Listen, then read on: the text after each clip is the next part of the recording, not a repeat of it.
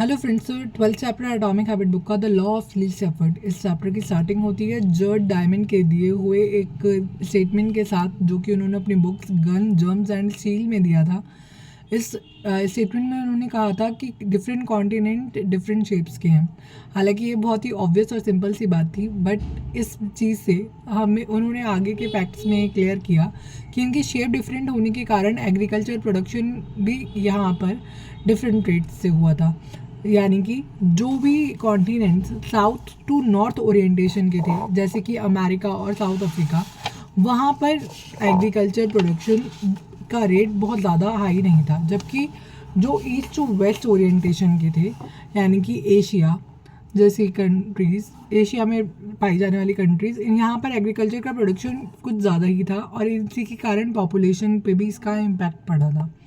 अब ये चीज़ बहुत सिंपल सी है, बट इस चीज़ के थ्रू जेम्स क्लियर, इस बुक के ऑथर, वो ये बताते हैं कि ये ह्यूमन टेंडेंसी रही है कि हम वहाँ पर एफर्ट्स डालना जहाँ ज़्यादा प्रेफर करते हैं, जहाँ पर हमें एफर्ट्स डालने पर रिजल्ट ज़्यादा मिलते हैं।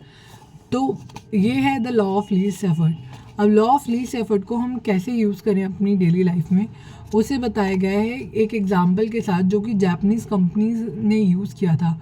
उन्होंने ये किया था कि अपना पूरा का पूरा वर्क स्पेस चेंज कर दिया था और अपने जो टूल्स थे उनकी अवेलेबिलिटी बहुत इजी रखी थी।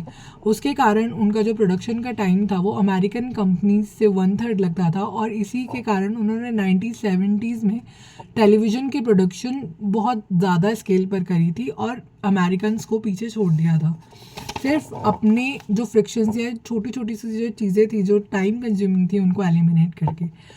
इसी चीज़ को और सिंप्लीफाई करते हुए ऑथर बताते हैं कि ग्रेट ब्रिटेन ने भी एक बार जब अपने टैक्स रेवेन्यू कलेक्ट करने की स्कीम को थोड़ा सा चेंज किया, तो उनकी जो परसेंटेज थी वो टैक्स रेवेन्यू कलेक्शन की 19% से 23% इंक्रीज़ हो गई थी।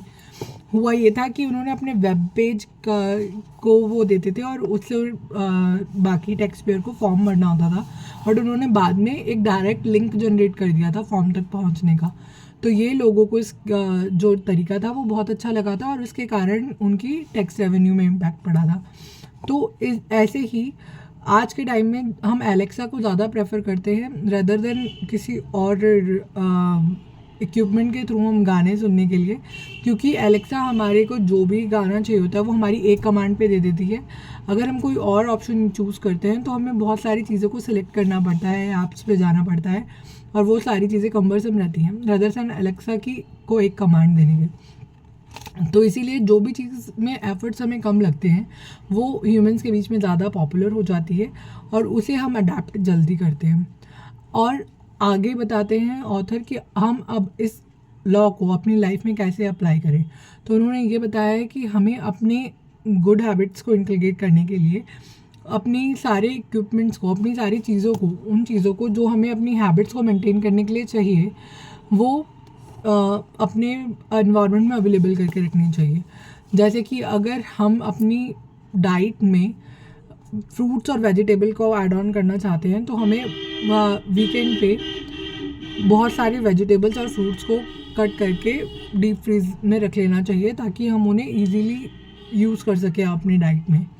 इसी तरह से अगर हम स्केच करने के शौकीन हैं तो हमें अपने स्केच के इक्विपमेंट्स को अपने इन्वायरमेंट में या जहाँ पर भी हमारा वर्क एरिया है उसके पास रखना चाहिए, ताकि हम फ्रीक्वेंटली स्केचेस बना सकें। इसी के साथ अगर हम जिम ज्वाइन करना चाहते हैं तो हमें अपने जिम वेयर और अपने स्पोर्ट्स शूज़ और वाटर बॉटल वगैरह हैंडी रखनी चाहिए, ताकि हम जल्दी से जल्दी उस पर काम कर सकें। तो ये चीज़ें थी जो हम गुड हैबिट्स को अपने एनवायरनमेंट में इंट्रोड्यूस करें। और अगर हमें अपनी कुछ बैड हैबिट्स हैं उनको एलिमिनेट करना है तो उसके लिए उन्होंने 2 एग्जांपल्स और दिए हैं कि अगर आपको टेलीविज़न टाइम कंज्यूमिंग लगता है तो आप टेलीविज़न देखना बंद करने की जगह अपने रिमोट को कहीं अलग जगह रख दीजिए और अपने सेल को कहीं अलग जगह रख दीजिए।